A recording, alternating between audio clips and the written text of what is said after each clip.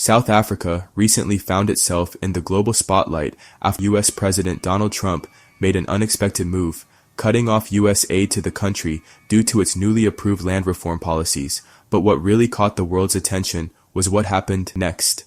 Just days after Trump's announcement, Burkina Faso's President Ibrahim Traoré made a bold declaration. From now on, all land in the country belongs to the government. This decision has ignited intense debate. Some call it a strategic move, while others see it as a risky power grab. But what drove Traoré to push for such a radical change, and what does it mean for farmers, businesses, and foreign investors in Burkina Faso? Let's break it down. On February 5th, Burkina Faso's Council of Ministers approved a groundbreaking bill that completely reshaped land ownership.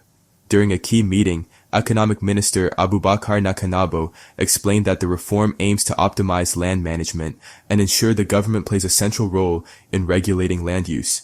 In simple terms, the state now owns all the land. For years, Burkina Faso's land was managed through customary laws. Local communities passed down land through generations based on tradition. While this system fostered strong cultural ties, it also led to frequent land disputes due to a lack of formal legal documents.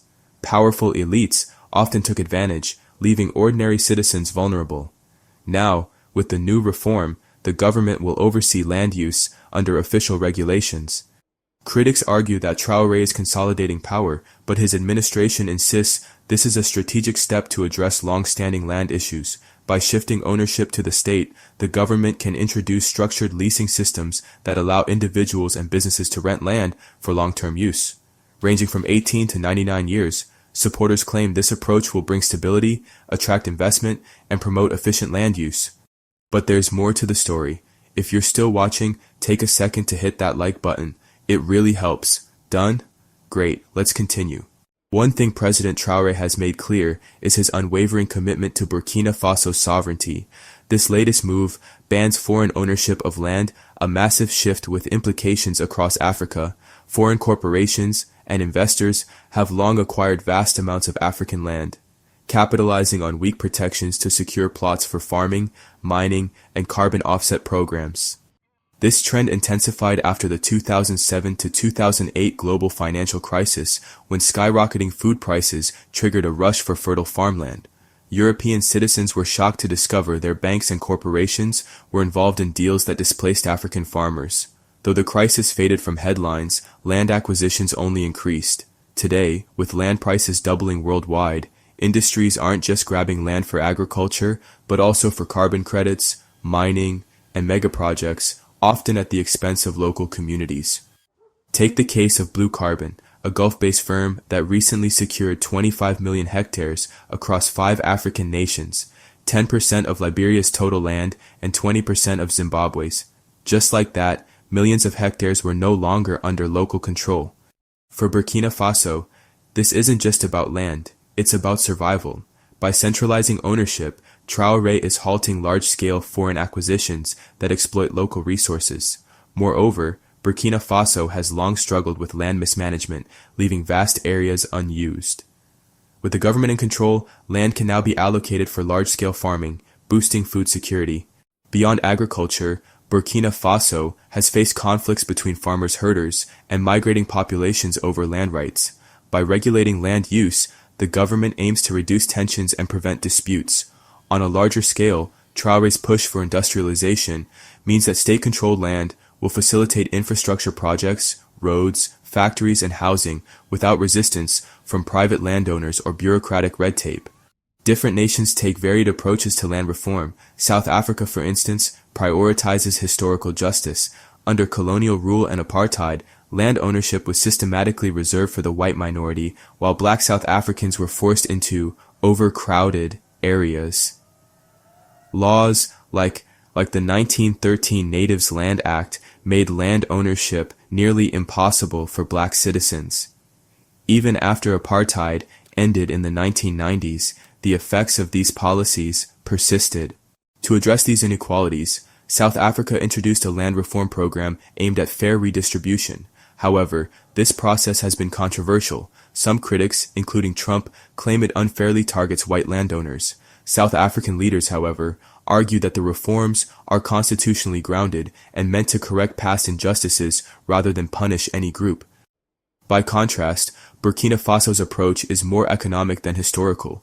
Instead of redistributing land from one group to another, Traoré's government has placed all land under state control. This ensures land is managed efficiently for farming, industry, and development, while still recognizing local rights through rural possession certificates.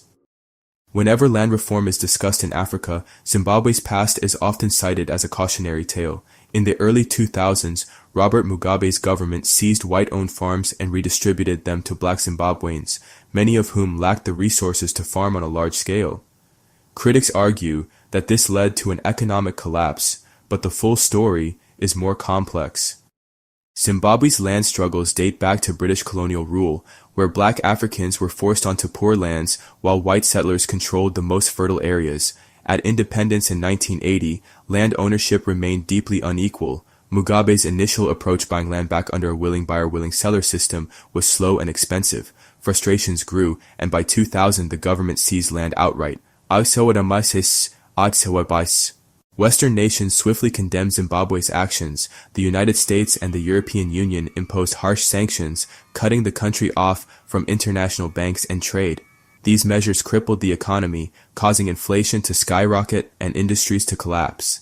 The popular narrative blamed land seizures for Zimbabwe's decline, but economic isolation played a significant role. Even today, Zimbabwe remains under sanctions. The United States insists that they won't be lifted unless Zimbabwe compensates white farmers for seized land. But how can the country pay when its economy is already struggling under these restrictions? This isn't just about Zimbabwe. It reflects a broader pattern where African nations are penalized for policies that challenge Western interests. Yet, leaders like Traoré are standing their ground, prioritizing national sovereignty over foreign approval. What do you think? Is Burkina Faso's land reform a bold step forward or a risky gamble? Let us know in the comments, and don't forget to like, share, and subscribe for more content. La souveraineté alimentaire est le fondement de toute dignité. C'est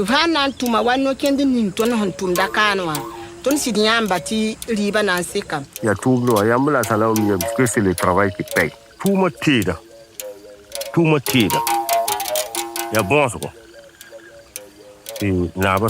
On veut avoir à la fin un producteur organisé, un paysan organisé, un paysan techniquement préparé, qui a de l'équipement moderne, et un paysan consommateur de ses propres produits.